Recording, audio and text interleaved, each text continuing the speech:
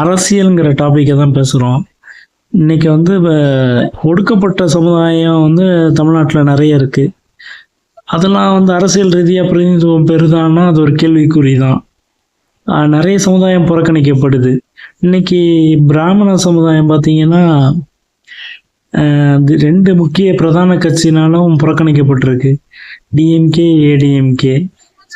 இது வந்து அவங்களுக்கு வந்து ஒரு சமுதாய புறக்கணிப்பு மாதிரி தான். இதை எதிர்த்து அவங்க வந்து குரல் கொடுக்கணும். அவங்களுக்கு உண்டான பிரதிநிதித்துவத்தை அவங்க கேட்டு பெறணும். பிராமண சமுதாயம் மட்டும்தான் புறக்கணிக்கப்படுதானா இல்லை, நிறைய சமுதாயம் இருக்கு. யாதவர்கள் இருக்காங்க, முத்தரையர் இருக்காங்க, செட்டியார் இருக்காங்க, பிள்ளைமார் இருக்காங்க, முஸ்லீம் இருக்காங்க, கிறிஸ்டின் இருக்காங்க. இவங்களுக்கெல்லாம் வந்து அரசியலில் கரெக்டான பிரதிநிதித்துவம் கிடைக்குதான்னா ஒரு கேள்விக்குறியாக தான் இருக்கு. யாருக்கும் சரியான பிரதிநிதித்துவம் கிடைக்கல. ஆனால் இன்னைக்கு பிராமண சமுதாயத்தில் பார்த்தீங்கன்னா டிவிகேல 2 சீட்டு கொடுத்துருக்காங்க. மயிலாப்பூர், ஸ்ரீரங்கம். அதே மாதிரி நாம் தமிழர் கட்சியில் 6 சீட்டு கொடுத்துருக்காங்க.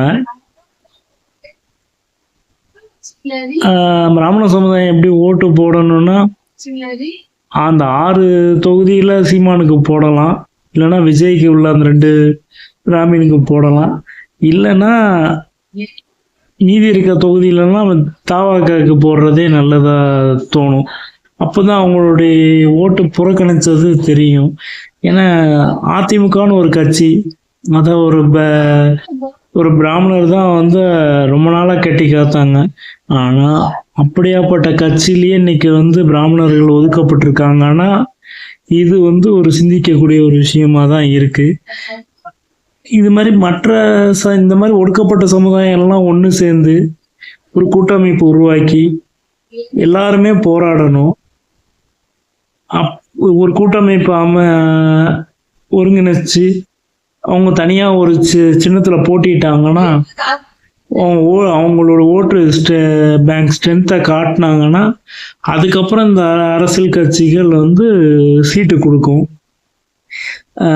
திமுக, அதிமுக மட்டும்தான் பிராமணர்களை புறக்கணிச்சுதானா இல்லை, காங்கிரஸும் பிஜேபியும் புறக்கணிச்சிருக்கு. இன்னைக்கு இந்த காந்தி பிறந்த அந்த சமுதாயத்துக்கே இன்னைக்கு வந்து சீட்டு இல்லை. அதனால சாதி வெறுப்பு, மத வெறுப்பை விட்டுட்டு ஒடுக்கப்பட்ட சமுதாயம்லாம் ஒன்று சேர்ந்து ஒரு அணியா போட்டிட்டா அது வந்து இனிமே வர காலத்துக்கு நல்லது. வணக்கம். வாழ்க தமிழ், வளர்க தமிழ்.